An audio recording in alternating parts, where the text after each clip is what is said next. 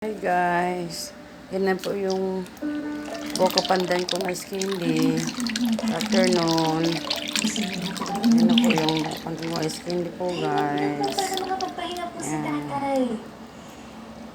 Mawa naman po. Tsaka, okay na nga po, diba? Maraming gatas para masarap yung ice candy. Kasi pag walang gatas, hindi masarap.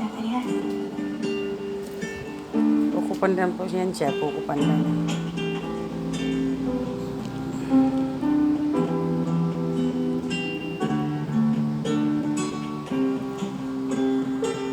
Yan. Kailangan po natin iluto ang ating tubig para hindi po siya matigas. Hindi siya mag-yelo. Siya matigas. Para lang siyang ice cream. Yan. Tulog po ka na. Nilagyan ko po siya ng palabok. Habang niluto ko yung tubig. May palabok po siyang kasama. Yan.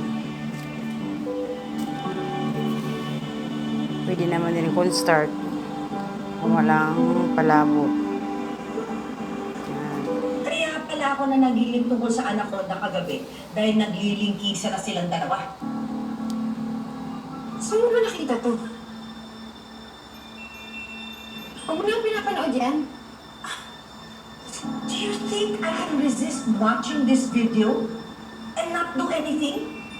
Ito ko nananahimik yung pala ginagapang ng asawa ko. Alam mo kasalanan mo to eh. Yan. Sabi mo sa akin, nasa bahay na yung daddy mo. Yan, guys. Yung pala kasama si Lynette. Alam mo? Halukayin po natin siya guys. Yan. Mami! Saan ka pumunta? Gusto na kaya maingay na din kasi ako ng TV eh. Zoe, maghanda ka. Sa susunod, Siya. ulo na Lynette ang Buko. tatayin mo. Ang linimino!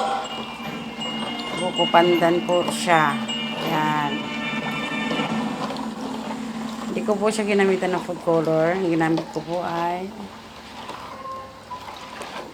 Buko Pandan na gelatin. Yan po. Yan lang. Dahil lang gumawa ng ice candy. Huwag lang natin tipirin sa ingredients para masarap siya at mabilis siyang maubos. Kung gusto niyong gumawa, pwede po para kumita. Malaking tulong po ito. Kasi gusto po talaga ng mga bata itong ganito.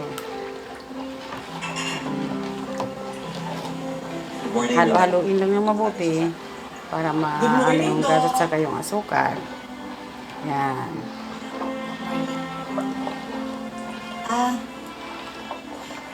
Dyan lang tayo guys. See you sa susunod kong video. Salamat sa panonood.